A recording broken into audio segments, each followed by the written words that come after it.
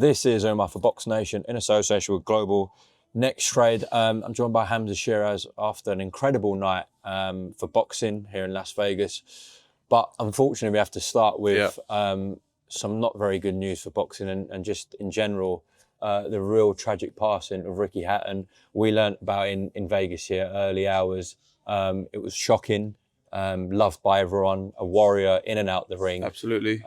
Just your thoughts on this sad pass. Yeah, first of all, may he rest in peace, man. My thoughts, I was with his family and friends, and the whole boxing world, to be fair, and a very, very influential icon in the sport of boxing, a British icon, someone who's opened a lot of doors for British fighters around the world. And a great guy overall. I had the pleasure of meeting him a few times. And he was the first fighter I stayed up to watch when I was a youngster in the UK, him against Floyd Mayweather. So, yeah, man, a very, very, very dark day for sport, not just for boxing.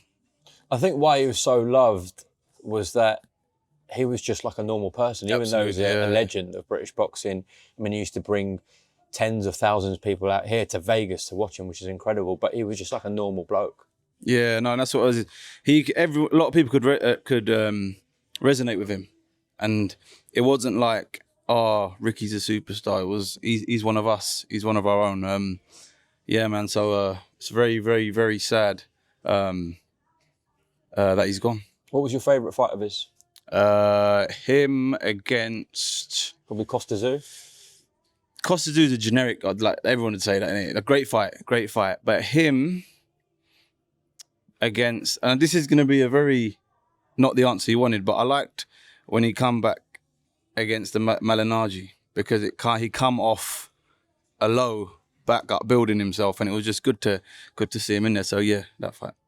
Yeah, it's mad to think as well. I mean, he shared the ring with two all-time greats in Mayweather and Pacquiao. Pacquiao, yeah. Almost back-to-back, wasn't it? Yeah. Yeah, so just goes to show what type of a fighter and guy he was. Well, thoughts obviously go out to his family, absolutely, his loved ones, and may rest in peace. I saw last night Jason Statham came over to you. Yeah. You've seen him a few times at Riyadh season shows. Yeah. It clearly looks like he's a bit of a fan of you. Yeah, you know what? He's a proper nice guy, and not just me, but I'm sure everyone watching the interview is a massive fan of him. And I met him after my last fight at the Dubois versus Usyk. That's when I first met him, and His Excellency introduced us. So a massive thank you to His Excellency for exposing me to these kind of A-list celebrities. And then I spoke to him at the fight, and it was just kind of like natural. It wasn't forced or nothing like that. It was very natural, and he's a big boxing fan. And then yesterday, for him to come over to me, yeah, man, it just shows what a great guy he is. That's really cool.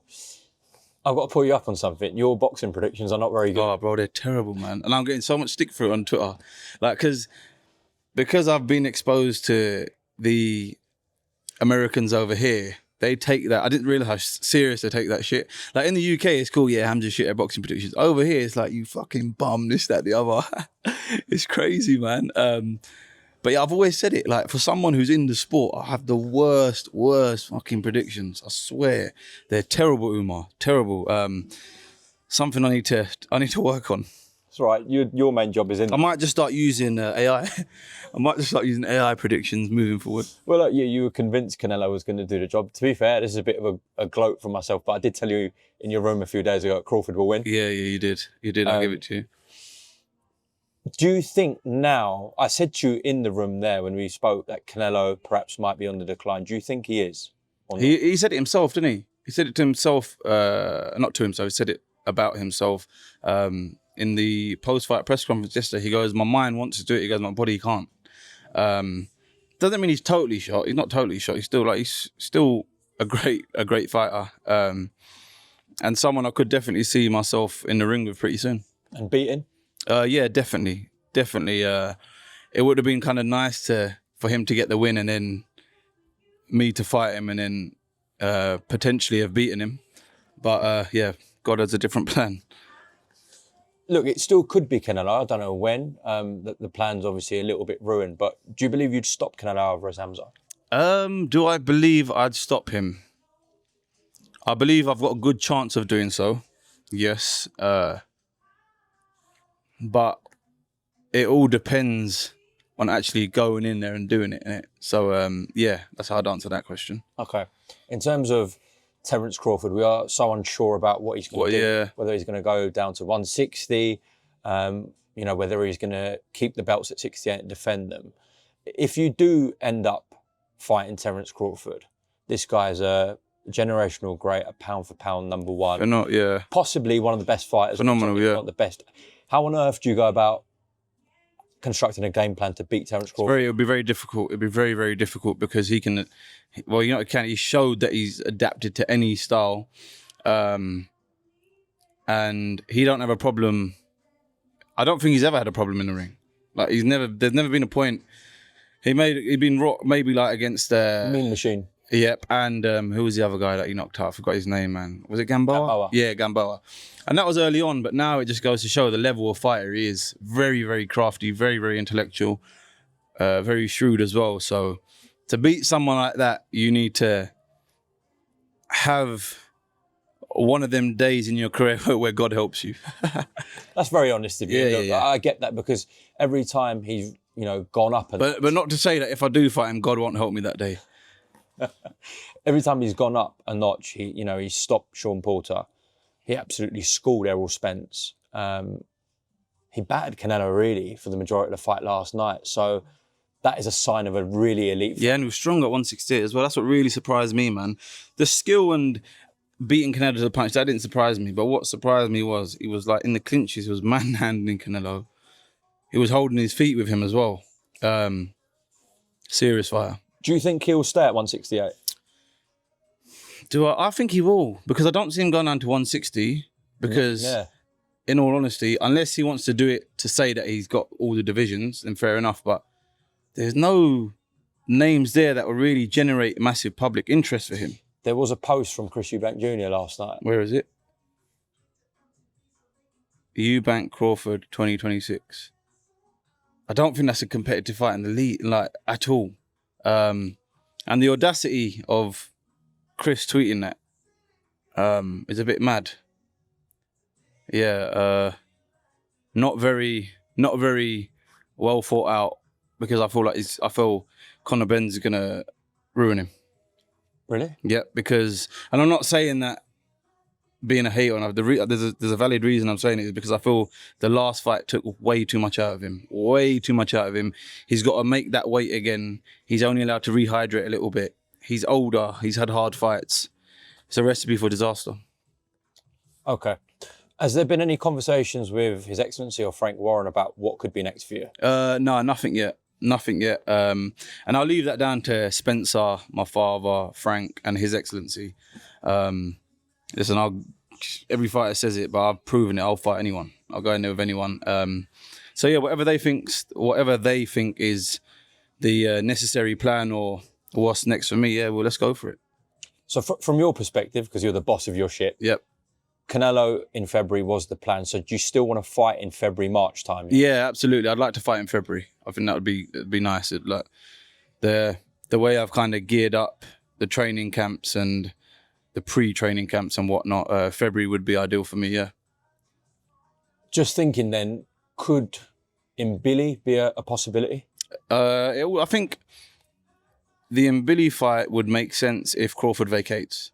And it's for the WBC? It would, because I'm mandatory and he's the interim champion. Explosive fighter, strong, world-level fighter as well. And it was nice to watch him live as well. Do you know what I mean? And yeah, it'd be a great fight, man. Me and him, what a fight it'd be. That was a war last night with Martinez. Did you think it was a draw? That was fair? Yeah, I scored it a draw. I actually genuinely scored it a draw. That was the one fight I was sitting there and actually scoring. And yeah, I had it level. What sort of vulnerabilities do you see in Mbilli? The same I see in most fighters, to be fair. Like the fact that I can fight on the inside as a tall person, and the fact that I think the biggest factor for me here is changing my trainer and Andy Lee and going up a weight as well. So yeah, I feel like I could really dominate in the 168 division in the next 2 years. Okay, well look, you're being linked with Canelo, Crawford, Mbilli. Yeah, there's plenty of options. Yeah, and listen, in all honesty, one of the main reasons I'm being linked to them now is because His Excellency has kind of catapulted my career. Let's be honest. I'm under no illusion here, and I've delivered the necessary results for me to stay in that position. So yeah, a huge thank you to him. A huge thank you to the ring team as well, man. If you see the way they were operating yesterday, it was pretty like. I was like sitting in admiration because you're seeing how they all operate, and I don't feel like they get enough recognition as well. Do you know what I mean? They put in a lot of graft and a lot of hard work. So yeah, hats off to all of them. Last thing I want to mention, and I was a bit taken aback about how many US people were coming up to you asking for photos. You get swarmed. Yeah, it's pretty surreal, Umar. Pretty surreal. I swear to God, I thought coming over here, no one's gonna know who I am.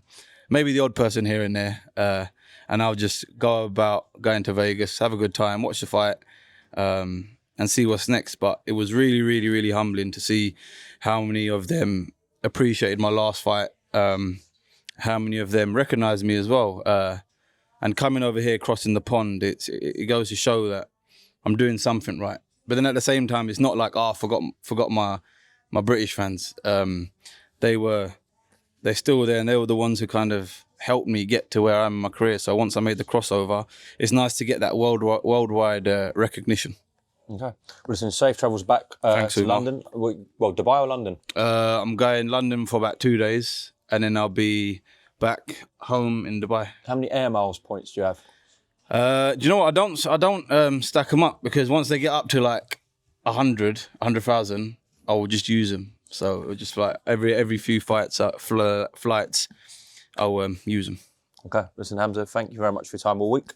Cheers, Umar. Thank you very much. Thank you.